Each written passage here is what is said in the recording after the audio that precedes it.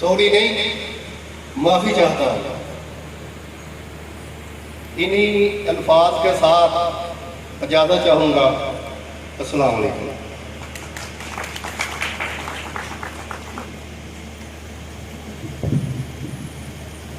जनाब मोहम्मद नज़ीर साहब, हज़रात निमकार, कुछ लोग माँ की दुआओं की तरह मुखलिस होते हैं। इनकी यादें हमेशा के लिए दिल पर नक्श होकर रह जाती हैं। आप इन्हें बुलाना भी चाहें तो नहीं बुला सकते, और ना ही कभी इनकी खिदमात को फरामोश किया जा सकता है। उनके पकीज़ा जज्बात हमारी मताए अजीज तो होते हैं। हज़रत निमकार, मैं दावत सुख दे रहा हूँ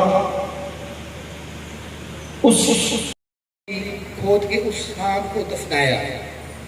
तो अभी दफना के या उसको दबा के खड़े हुए थे तो पीछे से एक आवाज़ आई कि नबी सल्लम की हज़रत मोहम्मद सल्लम की हदीस साबित हुई, सच साबित हुई, सच्चा वाक़या था, सच्ची बात की थी। तो उन्होंने देखा पीछे बंदे कोई भी नहीं थे। तो उन्होंने कहा कि इधर से हमें आवाज़ आई है लेकिन हमारे नबी की एक बात पूरी हो गई।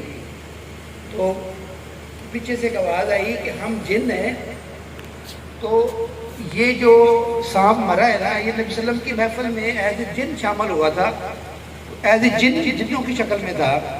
तो नबी सल्लम ने इसको दुआ दी थी कि या अल्लाह, कि जब ये मरेगा इसको मेरी उम्मत का बेहतरीन जो बंदा दफन करेगा। तो आज इतने हज़ारों साल बाद इसकी दुआ कबूल होगी। ये वैसे मैं ज़िम्मन बात कर रहा हूँ, ऐसा को मैं ना मेरी को बढ़ाई है ना उनकी को बढ़ाई है। ये निज़ाम अल्लाह ताला का होता है, किसने कहाँ आना है, किसने कहाँ रिसीव करना है। अल्लाह करे वो बेहतरीन हो, इनको ये फील ना हो कि ये रिटायर हो गए हैं। अल्लाह ताला और सबब बनाता है, बरकत है। तो बाकी आप लोगों का माशाल्लाह ट्रांसफ़र हो के जाने वाले दिल्लू साहब भी बैठे हैं, सेठी साहब माशाल्लाह। तो मेरी दुआएं हैं रिटायर होने वाले लोगों के लिए कि ये कामयाब हों, अल्लाह ताला इनकी अगली ज़िंदगी के लिए इनको कामयाब करें। आप लोगों का बहुत शुक्रिया। आपने साहब आपकी तालीम के दरमियान